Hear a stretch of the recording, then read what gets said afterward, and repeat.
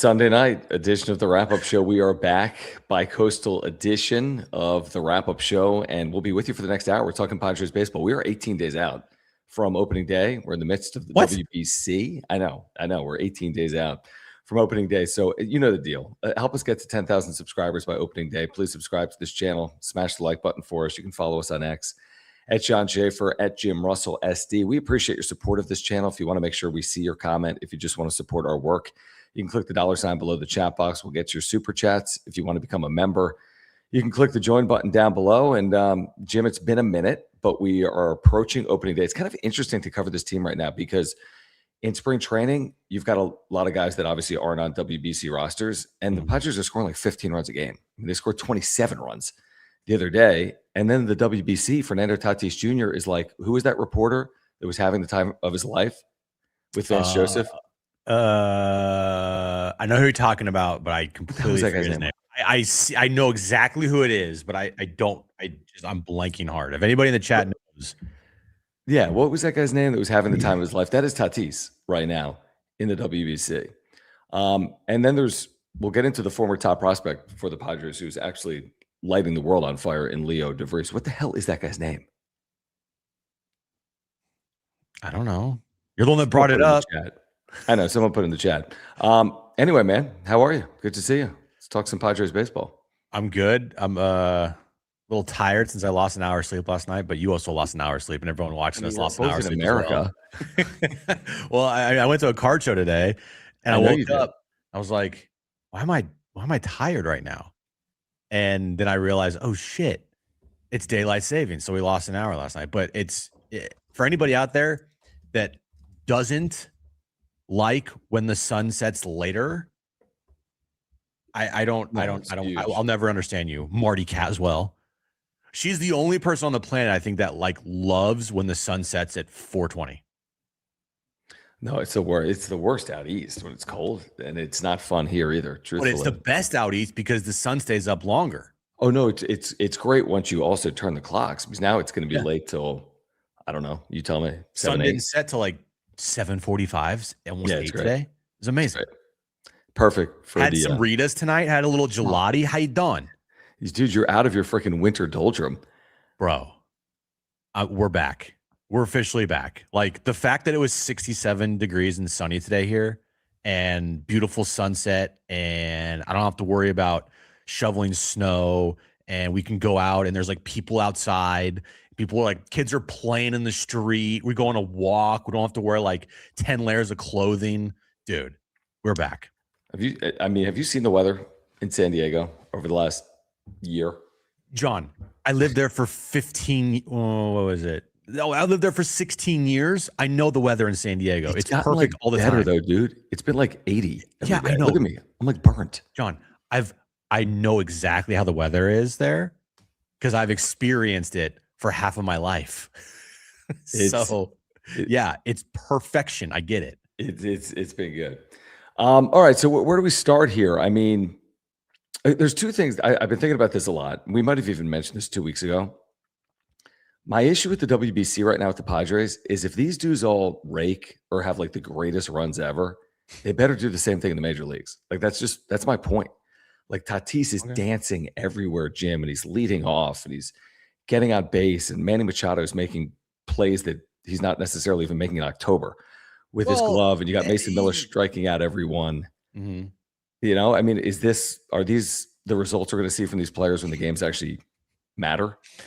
I don't know, but what I do like, especially, I mean, the Dominican team, just the vibes are off of the fucking chart.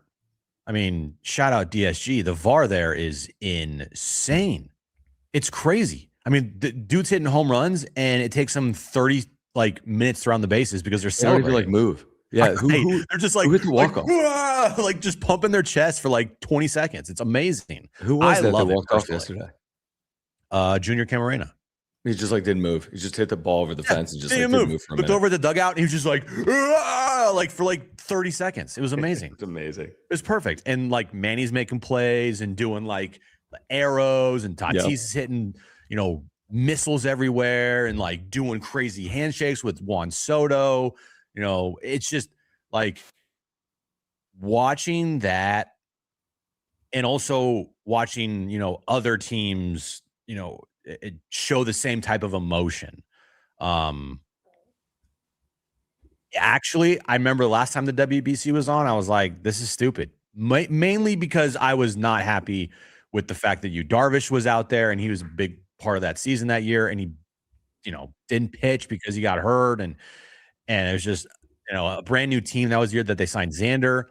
And it's a hair in my mouth. And like the fact that they were a new club and they didn't have time to gel and just mess with everything. Right. But watching it now, it's actually extremely entertaining.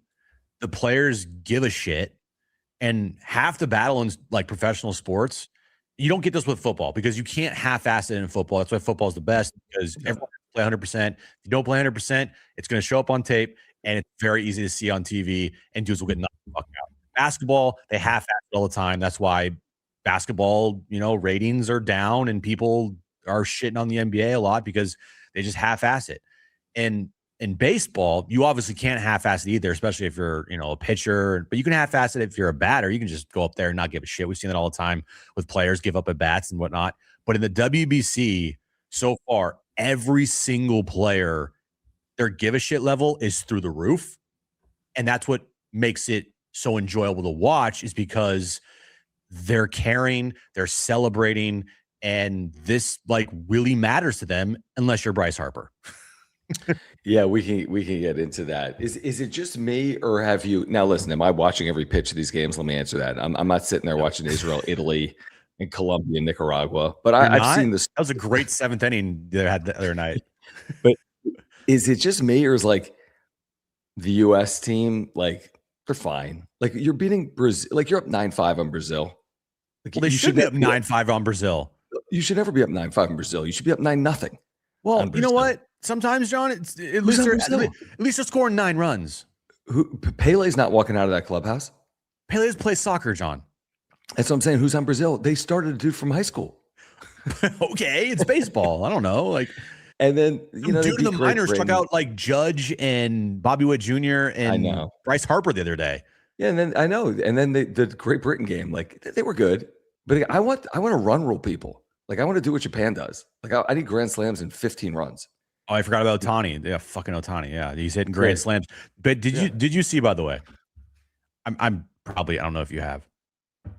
I think it was 2 days ago, and he hit a grand slam, and they posted it on social media. It became the most viewed baseball post ever, or one of. Is that right? Yeah, it got within like maybe 2 hours. They got like 11 million views. What? He's such a monster. I hate him because one, he's on the Dodgers, and I think he's incredibly inauthentic. But there's no denying the star power of Ohtani. It's insane. It's absolutely insane. Insane. Completely agree. Davey Sports going to get started with the first super tonight. Appreciate you, man. And if you guys are here, please subscribe. You're on content for you. Let's get to 10K. With your help. Padres opener is about 2.5 weeks away. A week and a half. And, a week and a half will be quick. And also thank you for the super chats like this one from Davey. Just click that link in the $ or link in the description down below. What am I talking about? It's been a long weekend. Click the $ below the chat box if you want to contribute like Davey Sports did. He says bad clubhouse guys sunk the 2023 team, not the WBC. I don't know what sunk the Padres in 2023. Like, that's one of those things we'll never get to the bottom of. I don't think it was I don't know. I think it's more dynamic than like Darvish pitching probably. Yeah, I'm not going to get in a conversation about Juan Soto. I'm just not, because I can't. I did it the other night on social media. I did it the other night on social media. If you don't think, if you are the type of fan that thinks Juan Soto, isn't one of the top 5 best players in the sport or awful in the clubhouse, I just don't know. I'm just not going to argue it anymore. Like, go ahead, sure, whatever. I think he sucks, but he's going to be a Hall of Famer one day. And did you laugh though? Did you see that he hit a walk-off home run? But it was to run rule. It was a run rule game. I know. It was, I mean, and how about did I sent you the clip of the call of like somebody walked off and they're like, yada yada yada is taking the lead. Like, no, they walked off. Like, you don't take the lead. I sent you that clip, didn't I? No. Was that the Dominican? No, that was the it was like Nicaragua, Colombia. Somebody in the chat knows what I'm talking about. 3-run home run with 2 outs in the 9th in Miami. And he's like, the Nicaragua is taking the lead. Like, no, they won. It's the bottom of the 9th inning. I love the mercy rule. That should be implemented in Major League Baseball. Just like mercy rule teams. I kind of agree with that. Again, they're not going to do it because of paying fans, and they need nine innings. And what if the team goes up 20-0 in the second inning? It's well, do you know what the run rule is in the WBC? No, it was like 10. 15 after 5, 10 after 7. So if you're up 50, they won't stop a game until 5. So if you're up 15 after 5, it's over. If you're up 10 or more after 7, the game's over. They don't do it in the semifinals or the championship. Okay. I would do that in the major leagues. I mean, who's sticking around for a 15-0 game in the 6th inning anyway? Hey man, if I paid $200 for tickets, it's true. And I get there in the 3rd inning, like most people do, because they get there late. Again, I'm not one of those people. I show up for first pitch all the time. But like, if you're one of those people that shows up in the like the 3rd inning, what if you get there and they're up 9-0?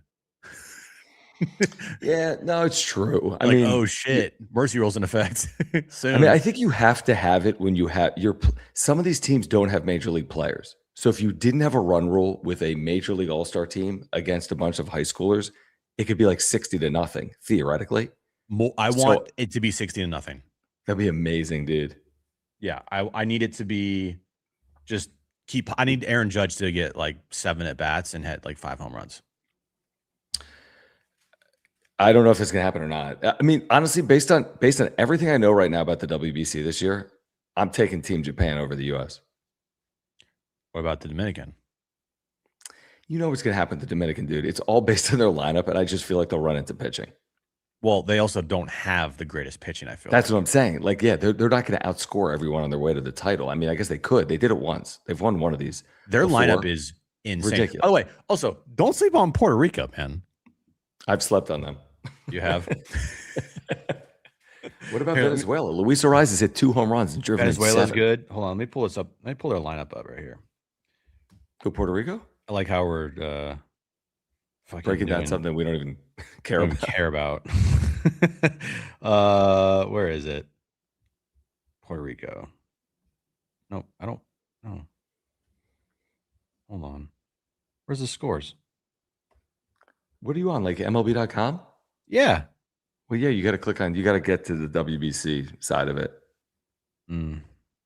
Oh, here you looking for? Puerto Rico?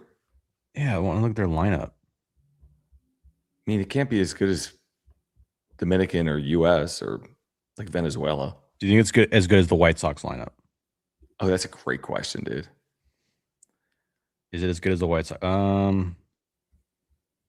Where's this stupid team? Their lineup is Willie Castro. Maybe I might have been wrong. Ramos from the Giants. Arenado. Okay, I'm wrong. Sorry. Not Puerto Rico. That's fine. Carlos Cortez. Oh, yeah. Martin Maldonado on the team. Fuck that. Puerto Rico sucks. Yeah, that's what I'm saying. Like, this seems fine. This seems. There was a sneaky. It was a Venezuela that's like sneaky. Venezuela's like, unbelievable. Yeah, Venezuela is amazing. That's what I thought. Was legit. Yeah, I was Venezuela. wondering why you were. Yeah, Puerto Rico. Don't sleep on Venezuela is what I meant. Dude, what are we doing? I don't know. I was going to say this. Okay, when this tournament's over, who cares? Who cares who wins this tournament? What I care about is like opening day against Tariq Skubal. Yeah, who gave up a bomb the other day and is like one and only appearance in the WBC. Well, now apparently he's going to talk about maybe making another appearance. Like, you make this big deal about pitching against Great Britain. My God. For 55 pitches. Yeah, he doesn't want to end his WBC on a low note by giving up a fucking nuke on the first pitch of the game. All right, let's talk some Padres on the other side. We do want to thank our title sponsor here, Mark Nimitz. As you guys know, Mark has been with us in the wrap-up show literally since we started the channel, which was, 5 years ago on YouTube. So if you have an insurance need, get in contact with our buddy Mark Nimitz at Farmers Insurance. Just a terrific person and insurance agent, native San Diegan. lifelong Padres fan. Whatever your insurance need is, let him hook you up, whether it's auto. I actually need to send him my auto stuff. Auto, home, renters, life, earthquake. I got so many policies through Mark. He's going to save you time. He's going to save you money. If you ever need him, he is there for you and your family. No matter what he's dealing with, he's going to take care of you. So his service really separates him from the competition. And he's been a supporter of this channel since day one. So if you support this channel, please click the link in the description down below. Get free quotes online, call Mark Nimitz, and support our title sponsor on the wrap-up show. Yeah, and his information is on the ticker there. mnimitz@farmersagent.com. When you reach out to Mark, let him know that John and Jim from the wrap-up show sent you. All right, make sure to subscribe, and thank you for the super chats. Click the $ below the chat box if you want to support, like run it back to back. Thank you, man. This is a good segue, actually. Trading away Leo DeVries could be a problem. He's obviously had a massive spring. He's regarded as one of the top position player prospects in the sport right now. Now you got Mason Miller, who's still throwing 104, Jim, but you don't have Leo DeVries, who's under control for 6 years, obviously, for the Athletics. I mean, what are we going to, or how many retweets are you going to be doing of Leo DeVries throughout the course of the year? Every single one. Anytime I see a Leo DeVries highlight, it's going to get retweeted. We knew it was going to hurt. If you didn't think it was going to hurt, you were blind to it. Now, again, those people could be proven right because Leo DeVries could suck. Yeah, you never know. And if the Padres won a World Series with Mason Miller, closing it out, striking out whoever to, celebrate on the mound, winning the Padres' first World Series in franchise history, Leo DeVries who? Yep. Right? Like, so those are the two things there where it doesn't matter. Either he sucks or Mason Miller's closing out a World Series game to win the Padres' first World Series in franchise history. Mm-hmm. But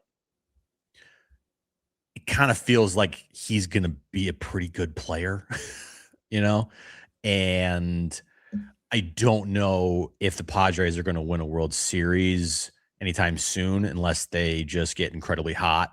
I don't think they have the best roster in baseball. I have questions about their rotation, and I have questions about the team once it gets to the postseason, that they have completely crumbled the last two postseasons and shrunken in the biggest moments, and their best players are historically not good postseason players. So those are questions for sure. But, it is baseball. Anything can happen. And one good postseason by Manny Machado, where he carries his team, then all is forgotten for what he's done in his past in the postseason. But like when you look at Leo DeVries, it's like that one's gonna hurt, and it feels like it's not 100% gonna hurt because, like I said, we don't know what he's gonna turn into, but I feel like the odds are pretty high that's gonna hurt. I mean, look at some of these projections, Jim, and a lot of people aren't overly convinced the Padres are going to the postseason in 2026. Not to say that they're not, but I mean, you look at like a Fangraphs, they're projecting 80 wins for the Padres. Shut up, really? I think the current Fangraphs projection, it was 79 when they came out. Let's see, even right now, like going into the season, I have them at I have them 89. I think that's my number. Like 89 feels like a good number to have for this team. 89 wins, maybe give or take one or two, 87, 88, but I'm going with 89. That might be on the high side. How about 80 wins? How about this? Right now, Dan Szymborski's Fangraphs projects the Padres to go 79.6, which won't happen. They won't win 0.6 games. And 82.4. He gives them a 21% chance to be a wild card, a 1% chance to win the division, and a 0.6% chance of winning the World Series, among the lowest in baseball. Why though? I don't know. Oh, he was on the radio. Yeah, I forgot you're not on the show anymore. Here's why. Here's why. Was he on 97.3, not your show? No, he was on my show, you freaking moron. What station are you on again? I hate you. I can say all that shit now because I don't care. Well, I care, you moron. That's true, yeah. Don't make me start another Padres YouTube channel. Oh, wait. Well, you already did, so who knows what you're going to do next. Padres Collective 2.0 coming in hot. That channel's freaking blowing up. Yeah, you guys did one video in the last month. Congratulations. We've done one video all the time. I know. Subscribers to this damn channel. Probably soon. What was I going to say? Oh, Dan Szymborski said the issue He said if they stay healthy, they can navigate their way to the high 80s. The issue is where's their starting pitching depth? He's not saying it's 2021, but if King has any issue or if Musgrove has any issue, where are you turning? Matt Waldron? He's got hemorrhoids. Like didn't they like scratch Pivetta because he was fatigued? Oh, that's the freaking lead of the video. Sorry. Dude, we need to talk about that. Pavetta's got arm fatigue. Great. Shut him down for the rest of the year. Tommy John surgery incoming. No. Look, I get okay. I get it from the concern standpoint. Like I said, even before you told me that, their rotation, it's just not deep. It's not deep. If they didn't re-sign Michael King, my outlook on this team would be completely different. I would be like, they're in trouble. But I'm going to bank on Michael King having a bounce back year. I'm kind of scared of Nick Pivetta getting close to what he did last year, because last year was a career year for him. And can he replicate that? Can he get close to that? I'll believe it when I see it. Mm-hmm. Joe Musgrove, major question mark for me. And they have some depth, but at the same time, hey, Walker Buehler, hey, Herman Marquez, hey, JP Sears, who JP Sears, like, go shoot him to the moon. Stop. Yeah, Hemorrhoid Boy and Matt Waldron. Who else they have? Oh, freaking why am I blanking on his name? He's like the greatest pitcher of all time. No, not Juan Soto. I almost said Wandy Peralta. Randy Vasquez. Sorry. Why am I blanking? Well, he's a lock for the rotation, obviously. Oh, like he's throwing like 99, bro. Yeah, he's like their number 2 starter. So I get it from that standpoint. But on the flip side, they have the potential to have an elite top 5 bullpen in baseball. So I feel like when you have that, you don't need the strongest rotation for a full 162. But again, you know, it could be a problem because all of a sudden we look up in June and their bullpen has pitched the most innings in baseball already. Innings. And you're like, oh shit. Yeah, exactly. Like, okay, as reported by Kevin Acee in the UT, Nick Pivetta has mild arm fatigue. But, you know, I've heard that before. And I have mild arm fatigue too. He's being pushed back a little bit. I done. And he's experiencing mild arm fatigue.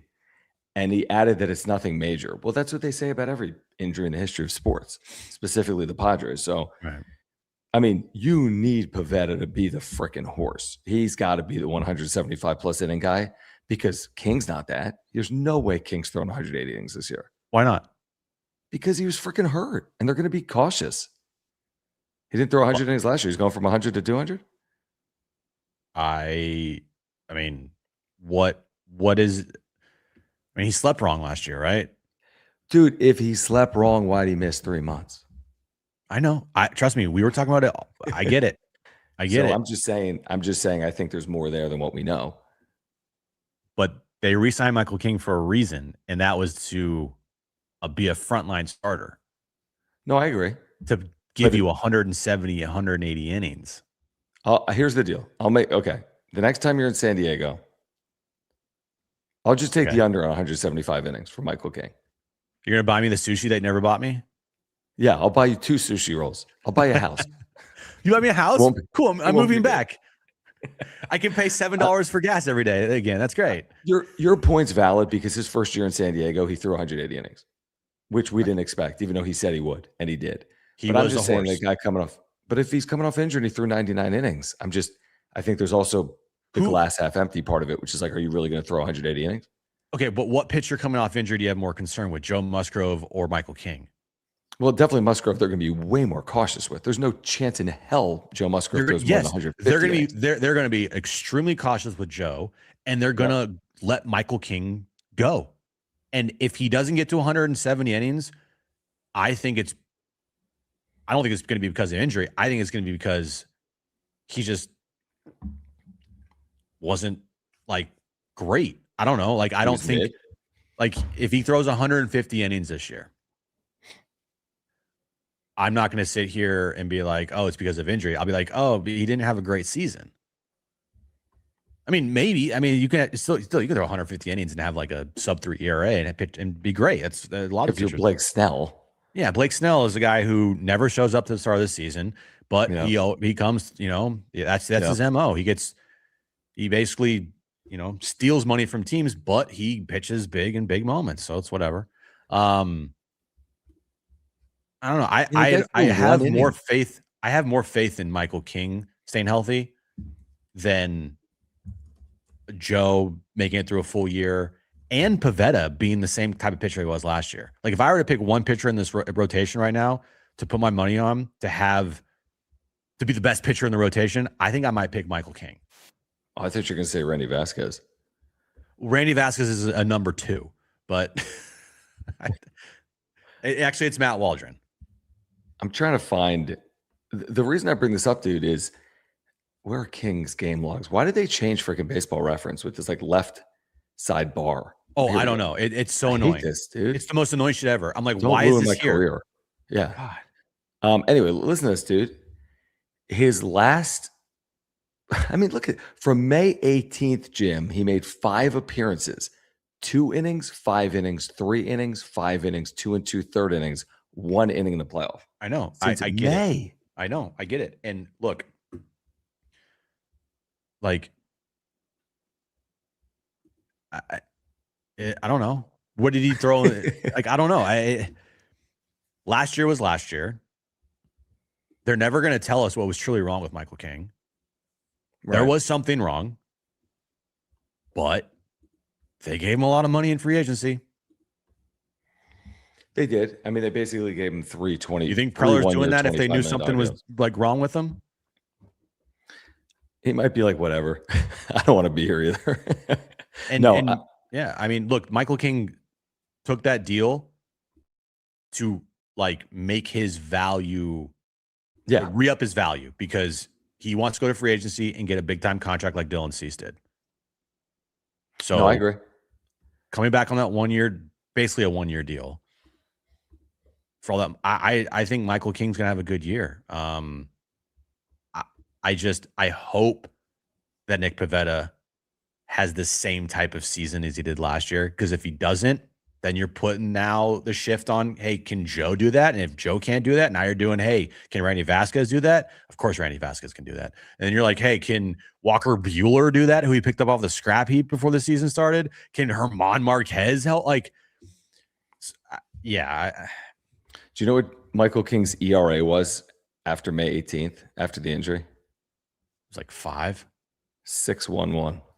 Yeah, it wasn't good, John. Well, it was one outing. There was that outing, remember, at Citi Field? He left like 100 runs. Yeah, he got fucking lit, dude. He got lit. But then he came in, remember what he did in the postseason? We pitched 1 inning, struck out the side. Like the nastiest pitcher on the planet. True, but it was 1 inning. I know, it was 1 inning. And yeah, I mean, they chose a Yu Darvish with a UCL injury over Michael King. True. But what does that say about King? I think that says, hey, Michael King is a free agent. And if we go out and I don't know. I don't know what it says, man. Enrique, thank you, dude, for the super chat. Guys, if you're here, please subscribe here on Content for Padres Fans. And thank you for the super chats. Click the $sign below the chat box. He's not a Padres fan. It doesn't appear. He says, if Tatis has no pop, your guy's offense is cooked. Look at last year. That's probably accurate. He didn't have a lot of pop, and their offense was very mid, and that's putting it politely. He's got to be better. He likely will hit lower in the order. I see you've chimed in on what Darren's been talking about. You're Mr. Leadoff with Fernando Tatis Jr. Yeah, mainly because who the fuck is going to lead off if it's not Tatis? They got a brilliant leadoff hitter. Oh, really? Who's that? Xander Bogaerts. Give me a break. You know how many times a day I forget that Xander's on this team? I know. It's a good point. It's a good point. All the time.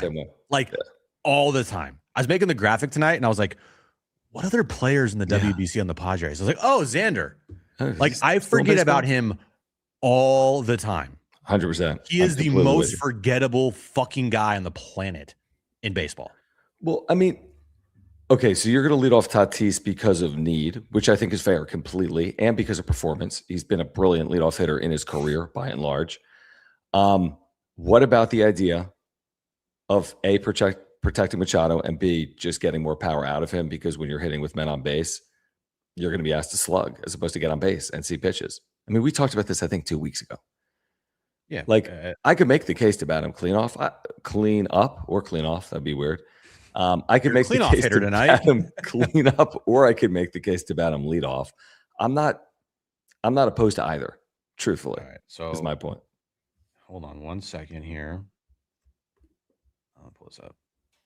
All right, so last year, what did he do as a clean-off hitter?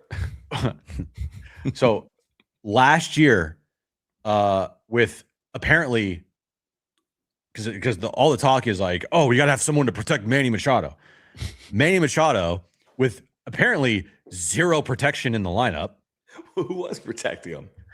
Exactly. That's my fucking point. It was like me. He hit 275 with a 795 OPS. He had 27 homers and 95 RBIs. Which is fine, but it's not like freaking baseball's greatest season. But guess what? That's Manny's back of the baseball card. Like, that's what he does. He is not going to hit 40 home runs. He's not going to drive in 130. He's not going to hit 330. OPS. He's not going to have a 900 OPS. Yep. That's true. So the point is, if this whole conversation is like, we need to get someone to protect fucking Manny Machado, the dude's got nobody protecting him for the last 7 years, and he still puts up 30 and 100. It's true. So, like, well, would you like to see Tatis put up 30 and 100? I would love to see Tatis put up 30 and 100. Well, but he's had the opportunity to do it as the leadoff hitter. It hasn't happened. Okay, so then you're going to expect him to do that as a cleanup hitter? I mean, it doesn't hurt to maybe consider him, batting in the middle of your order with guys like Jackson Merrill on base. I just, and Darren made the good point. And it's always true. In today's baseball, you're seeing more and more of this happen. And there's the shift. The leadoff hitter. Ohtani? Yeah, the leadoff hitter is now like your best player. Yeah, that's why I don't bat Tatis leadoff. or second. Right? You're not batting Manny leadoff. No, but you know what I'm saying? Like, is Tatis their best hitter? He's not their best hitter, but they have to. Yeah. They gave him all his fucking money. So there has to be some type of like fork in the road moment of, is this guy going to ever be the dude we paid, or is he not? I agree completely. And that's where the conversation, the bigger picture of like moving off of Tatis, because it's just not worth it anymore to pay this guy all this money to hit 26 home runs, hit 260 with an OPS of 750. Do you think they would move off him if he replicates last year? Like, I think they would. I think they would consider it. Yeah, me too.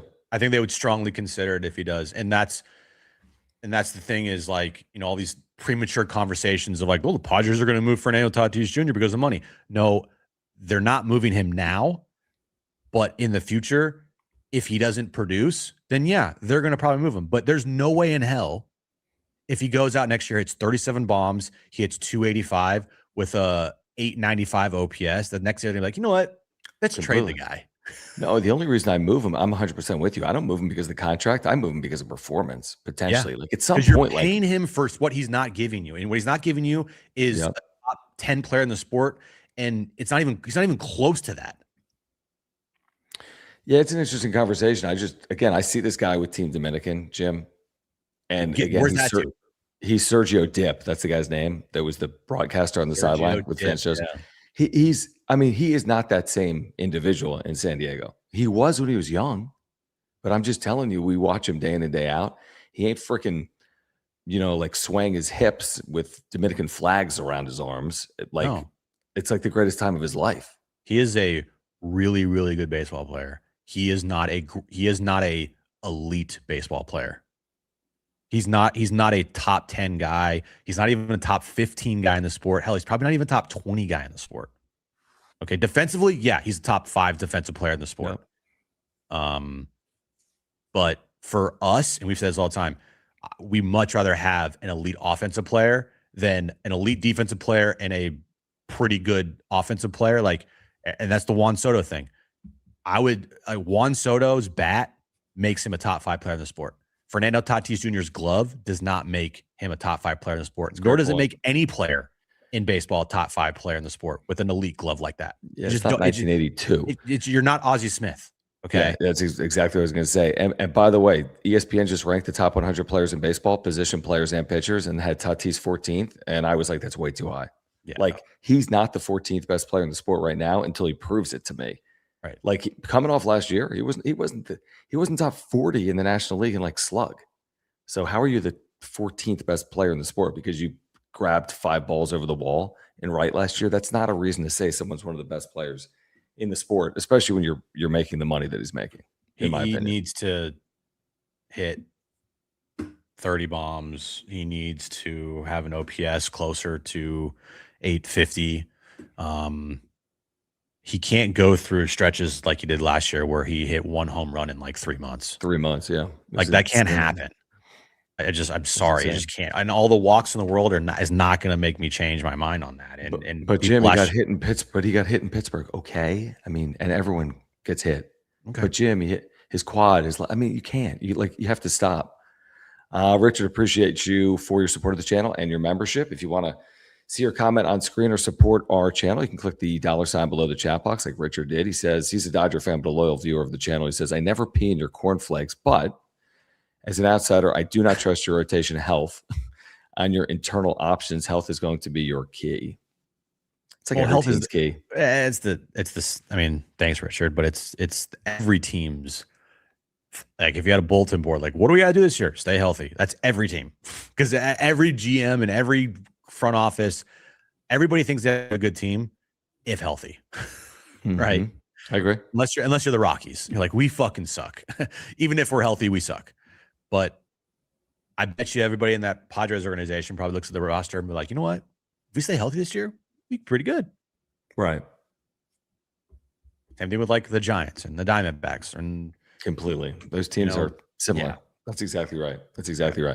I want to get back to the conversation, Jim. Let's remind our viewers about our friends over at SeatGeek. They're back with us here in 2026. And you're probably as excited as we are to see opening day at Petco Park. And SeatGeek can hook you up. You can get 10% off. All right. Your first order, you're going to get 10% off your next set of tickets at SeatGeek with our promo code PODSWRAP10. That's PADSWRAP 10. Again, that's PODSWRAP10. SeatGeek has been a terrific partner of ours. They have so many downloads of their app. It's the #1 rated ticketing app. They've got thousands and thousands of events listed on SeatGeek. For example, if you're in San Diego right now, whether it's opening day for the Padres or the NCAA tournament next week or in a week and a half at Viejas Arena or upcoming concerts or whatever the event is, again, use our promo code PODSWRAP10, PADSWRAP10. Click the link in the description down below. You can get into opening day, guys, and you can do it again with 10% off, but you can get into opening day. Let me sort by for price. $700. for $125, but take 10% off. Or you could sit in section 316 for $144. Not bad. I mean, it's opening day. You're facing Tariq Skubal. It's opening day. Beautiful, gorgeous. It's going to be great. Spectacular. So if you want to get to the NCAA tournament Viejas or opening day coming up in 2.5 weeks, use our promo code and support our longtime partner here on the Wrap Up Show, SeatGeek. Click that link in the description down below. Yeah, and SeatGeek has your back. Each ticket is rated on a scale of 1 to 10, so you know you're going to get a good deal. So look for the green dots. Green means good. Red means bad. Every ticket's backed by their buyer guarantee. Just use our promo code PODSWRAP10 for 10% off your first SeatGeek order. All right, thank you guys at SeatGeek. And again, for our viewers and listeners, make sure to use that promo code the next time you are at SeatGeek. What was the thing that there was one other thing that I wanted to touch on tonight, Jim. Was it Bryce Harper? Do you remember what it is? Was it Nick Pivetta? Was it? No, it's something we briefly mentioned here. Craig Stammen, Jackson Merrill. Padres Collective, was it? Oh, I know what it is. I'm happy to mention Padres Collective, but I'll stick to baseball right now. It's that Tatis called out frickin' Victor Rodriguez. Oh, yeah. Tatis, in talking about the current hidden coaches and coordinators and the philosophy in the organization, said something along the lines of, it's definitely more, 21st century baseball talk when talking about the approach and perspective of the youthful coaching staff for Craig Stammen. So again, not a direct shot at Victor Rodriguez, but basically a backhanded, compliment maybe, or I don't even know, but like basically a shot at what they had been doing. I don't know. We'll see what Tatis does this year. I mean, it's easy to say that, but this season hasn't started as of yet. So is Steven Souza Jr. the savior of the Padres offense? Maybe, but I can't say that right now because they're scoring 14 runs every game in the Cactus League. Yeah, I'm gonna say it's bullshit from Tatis,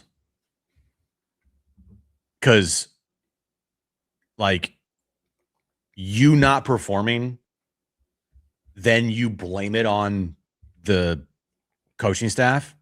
That's a bullshit move. I'm sorry. You guys were one of the better offenses in baseball in 2024 without your help, because you did not have a good 2024 either. And in 2025, you were one of the worst offenses in baseball without your help either. It's the players, okay? You can't be like praising Victor Rodriguez for what you guys did last, in 2024, and then go right around and say like, I don't think he did a good job. Like, what? Like, no, that's on you, buddy. So I think it's a bullshit quote to do that, to throw Victor Rodriguez under the bus. Like that. I'm not sitting here defending Victor Rodriguez. I think there needs to be a change, because last year was just awful in the fact that they've ended the last two seasons with some of the most pitiful offensive performances that we've ever seen in baseball history. Like, there had to be a change. So I'm not going to defend Victor Rodriguez, but I also think it's bullshit that Tatis is throwing the previous coaching staff under the bus like that. Completely agree. I mean, it's your $340 million contract, bud. Yeah, his. Exactly. And by the way, Manny's hit everywhere. He's hit in Baltimore. He's hit in LA. You know what I mean? He's hit in San Diego, but it's on him. Nobody's ever gonna be like, oh, Manny's really been the benefit of his 9 hitting coaches in his 14-year career. Nobody's ever said that. You can't name more than 2 hitting coaches in Manny Machado's career. Yeah, exactly. If you obviously don't follow the Padres. Dude, Manny's not, again, these elite players. I'm not saying that the information doesn't have value. It does, but it's on them to prepare. They can take the advice and the feedback and the analytics, but it's on them. Yeah. It is on them to listen. You could get the greatest advice in the history of the world from your hitting coach, but if you don't have the talent of Manny Machado or Fernando Tatis Jr., it shouldn't result the way it should for them. So, no, I mean, yeah, are you telling me that Tatis was better because of his hitting coaches in 2019 than he is today? That's kind of insane. Who the fuck even remembers who the hitting coach was in 2019 for the Padres? I have no clue.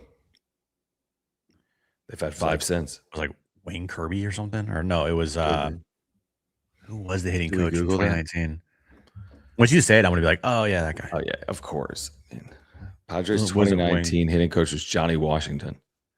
Exactly. Is Johnny Washington? Do they need to rehire Johnny Washington? I mean, maybe. Like, what are you fucking... Dude, it is...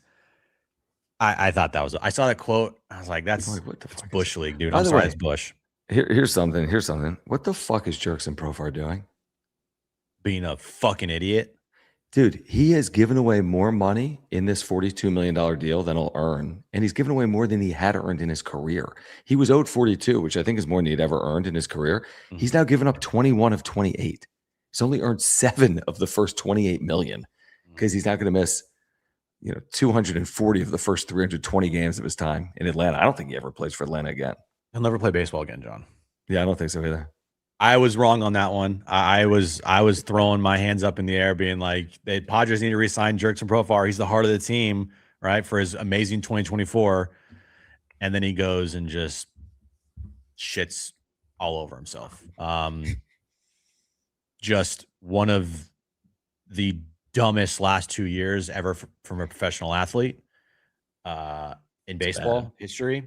If this was in San Diego, this would be a massive disaster. I mean, this would just be an absolute train wreck. And honestly, if you're AJ Preller and you're the Padres, because I know he went out and was like, yeah, they never offer me or whatever. there was conversations of like bringing Jurickson Profar back. We know that, just not at the price that he wanted, but there was conversations of bringing him back.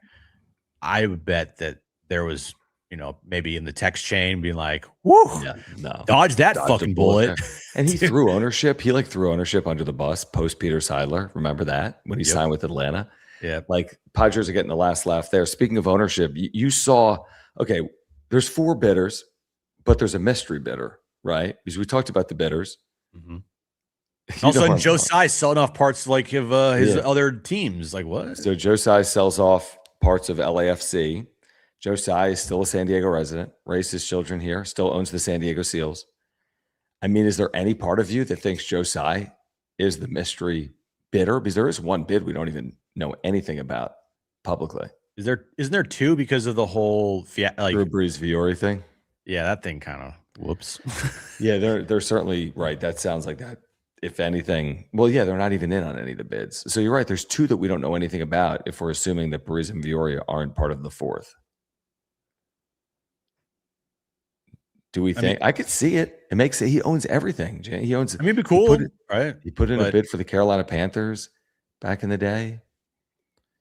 I mean, he owns the Nets, right? Nets and Liberty, San Diego. Liberty Seals. just won a championship, didn't they? I have no idea. I think they just won their first WNBA title in franchise history. Is that right? They hadn't won one. They've been around for like a million years. Or they might have won their first in like 20. I don't remember what it was, but I think it was actually their first. I think the Liberty won their first. Sabrina Luesco was 4 for 30 from like the field in Game 7. Why don't you start a Liberty wrap-up show? That's a good idea. I mean, on the East Coast now, I can do these easy shows, practices. Yeah, I can just get a credential. Get sound. Yeah, that'd be cool. Go back old school style. Bring back the portable tapes. Yeah. They'll probably ban you. What are we talking about, Joe Tsai? Okay, Joe cool. Tsai. Would you prefer? Well, let me just ask you this: if you knew right now, here's the ownership groups: Tsai, your boy with the Warriors, how's his name? Joe Lacob. Jose E. Feliciano. I don't know who he is. Dan Friedkin. He was born in San Diego. I know that. So those are your 4 options. Who are you choosing? I will still stick with Dan Friedkin. Deep pockets. Okay. Has had success. Tsai? I don't know. But what's his net? What's their net worth? So Tsai is like 13 plus billion. Okay. Alone. I'll stick with Fried. I'll stick with my first choice. I'm taking Tsai, dude. I went to a Seals dinner with him. Oh, great. He was a very nice guy. I do. I'll say this: of the names that we know, I do think that the future Padres ownership, knock on wood for Padres fans, potentially is in good hands.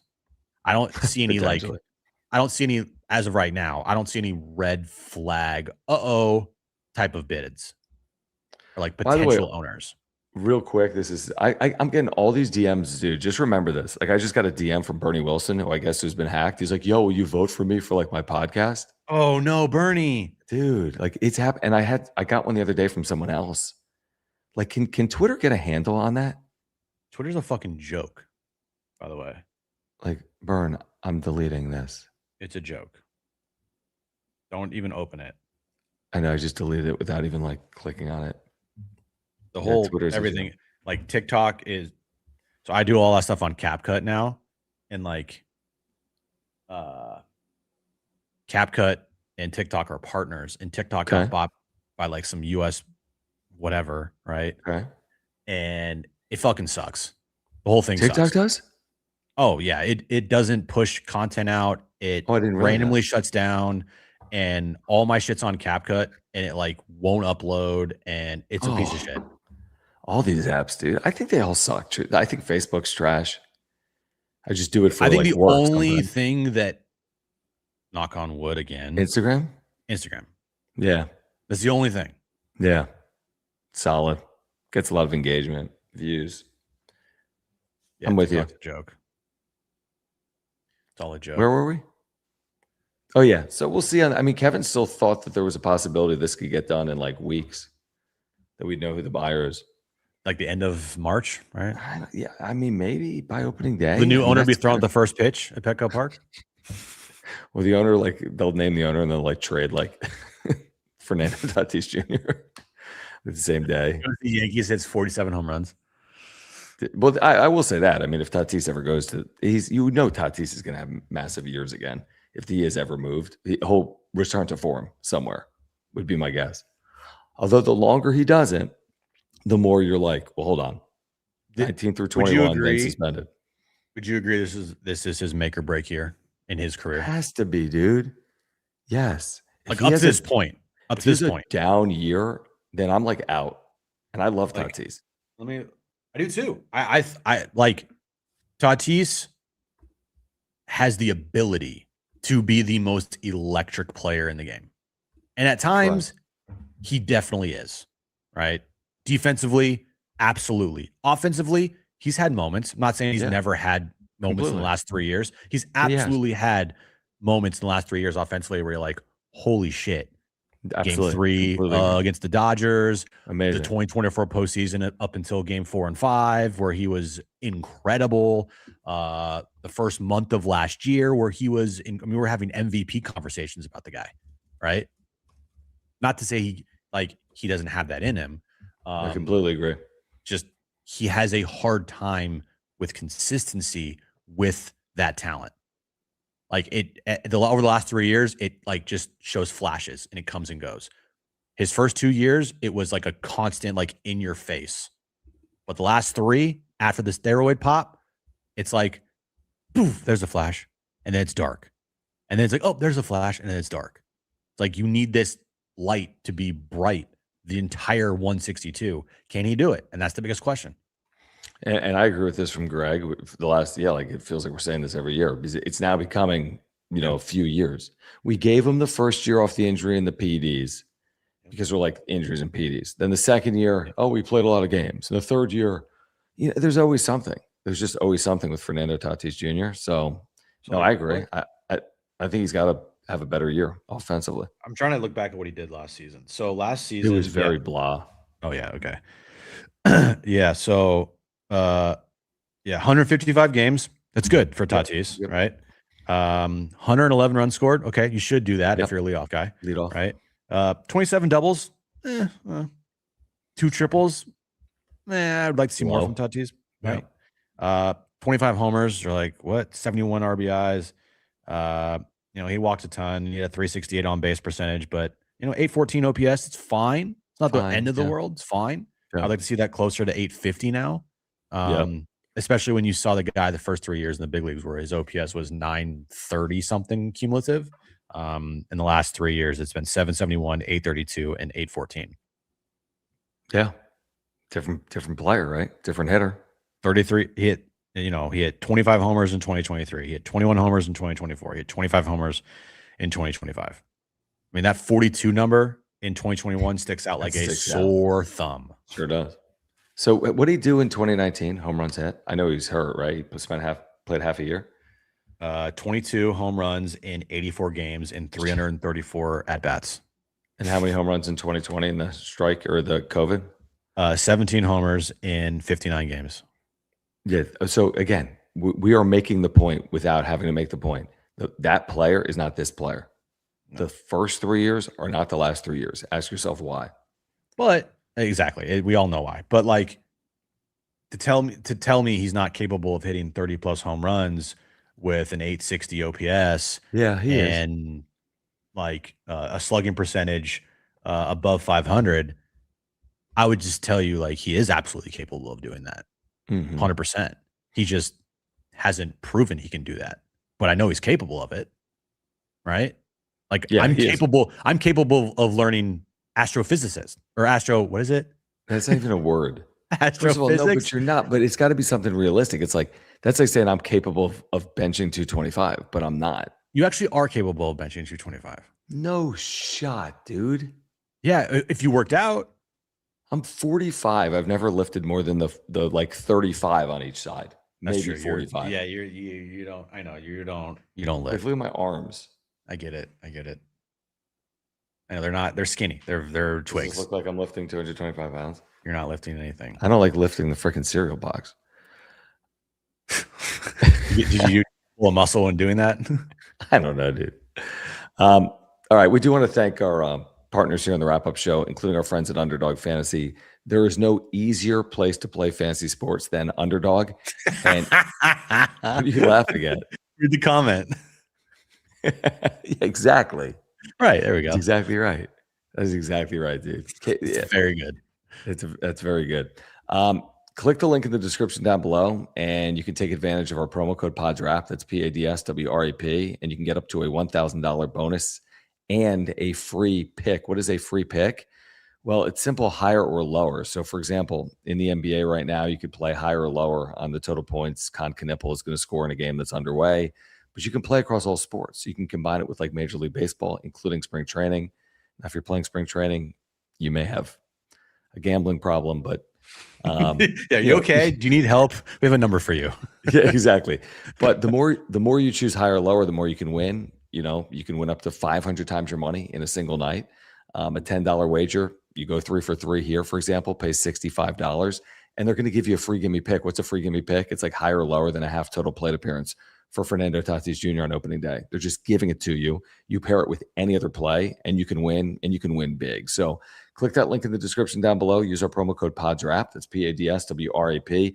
Again, it's the easiest place to play fantasy sports. It's the best place to play fantasy sports. Just click that link in the description down below and take advantage of our promo code. Yeah, there's a QR code right there. Scan the QR code. It will take you to the App Store. It will let you download the Underdog Fantasy app right away and use our promo code to start playing PODSWRAP. And away you go. That was great. You know how to end that. I mean, he kind of is. He hasn't even been replaced on the radio. And he left here in like a year ago. Left in like 2017, and it's gosh. Now, this gentleman wants to know if you are going to come to any games this year. 100%. I will. We will be back to San. I think we're planning a trip back in either August or September. Why? Because we want to go back to San Diego. Dude, if you're planning a trip, come here in January. No, I got plans in January. What? Like, what are the plans? We're going to the shore. Like, I think the second week of January. You're going down the shore, as they like to say? Down the shore? I don't know. In January? Like sure. You know it's cold, right? What? The shore, like the Jersey Shore? Yeah. It's cold. Oh, not January. I meant July, you idiot.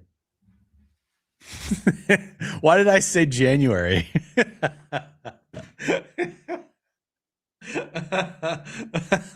Oh, I'm so glad you left. No, you're not. I'm not. I hate my life. I know you do. No, I'm gonna. We're planning a trip in like August or September, and I thought you said I was talking about July, not January. They're different months. I know they are. It's January, February, March, April, May, June, July. Can I audition for the radio gig? I can sit on my phone for 4 hours a day. Yeah, you'd be good at it. Yeah, Jim's background is freaking. I know. Look like you're Mr. Beast these days. Better, bro. Before we get out of here, you want to show off your cards? You want to show off your cards you picked up today? Just a little something. I didn't do much. I just, a little something. Didn't do much. It looks like you're like freaking Logan Paul. Little Articuno card right there, which is that Ronald Articuno Jr.? God, shut up. Got a Ghastly card, which I think is extremely cool right here. Mason Miller throws Ghastly. Yeah, he does. I got this gold Mewtwo card, gold Giovanni Mewtwo. Oh, Giovanni Mewtwo. Yeah. Giovanni's good year for Great Britain in the WBC. And then I got Team Rocket's Crobat right here, which is pretty cool. Yeah. And then I think I showed this last time. Last card show, I picked up this PSA 7 Blaine's Charizard. Why is that not PSA 10? Because PSA 10 is like, you told me it was like $5,000. Right. Do you know we're still doing the back page? We just say Jim's back page and just Brent does like 3 stories. Are you serious? Yes, we haven't changed anything.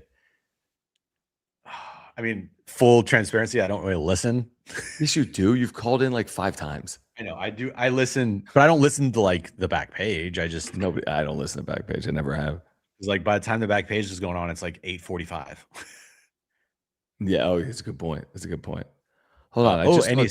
Any side decks? Yeah, I got some side decks here. I want to show you a side deck. I got you. Sure. Starfire. Hold on. I got you. Okay, Pikachu. Oh, this card's worth like $7 million now because of the fucking Pokemon boom that's happening. Here we go. There you go. There's a little side deck right there.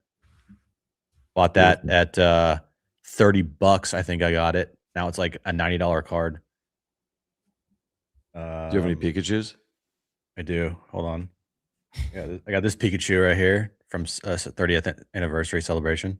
Boom. And then I got this 151 Pikachu that I got for $35 in San Diego like 7 months ago. Now it's like a $115 card. Now it's worth 34. There you go. Can I read this to you real quick? Sure. From Bob Nightingale. Whatever. This is amazing. Mexico manager Benji Gil calls Monday's game against USA not only a baseball game, but one of the greatest spectacles in sports with this WBC rivalry. The game sold out with only standing room tickets available. Is Mexico USA WBC one of the great spectacles in sports? No. But it will be a great atmosphere. Yeah. So I think that alone will make it a game that would be entertaining to watch, honestly. Ballpark Pretzel. That's not what I was looking for. But Ballpark Pretzel wants to know if Lucky Box is a sponsor. I actually ran into one of our contacts with Lucky Box on a flight, maybe from Phoenix to San Diego this winter, and they may be back because he's a huge fan. It's the reason it even started. I love me some Lucky Box, even though I'm not very lucky when I get a Lucky Box. I'm very unlucky.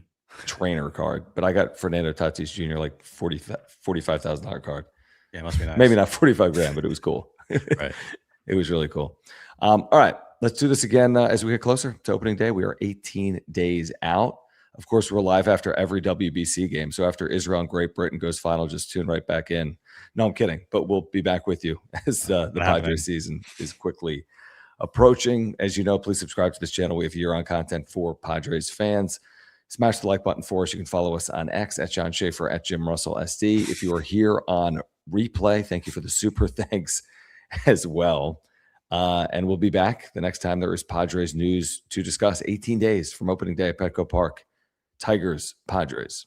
Tariq Skubal, maybe Nick Pivetta, if he doesn't have dead arm. 18 days from now. How many from 10K subscribers, Jim? 200 maybe? We are literally like always just like 2K away from 10,000. Like we've been 2K away for like 5 years. No, not 2K, 200. Oh, sorry, 200. You're right. We're 223 subscribers away. If you're here right now, live or on replay, would you mind subscribing to this channel? If you haven't done it, we're trying to get to 10,000 by opening day. All right, Jim, enjoy snowless Philadelphia. I will actually. I will enjoy the 72-degree weather tomorrow. Oh, must be nice. Oh, it's great. Yeah, that's great. All right. We'll see you guys soon. For Jim, I'm John. This has been the Wrap Up Show. Thanks, guys.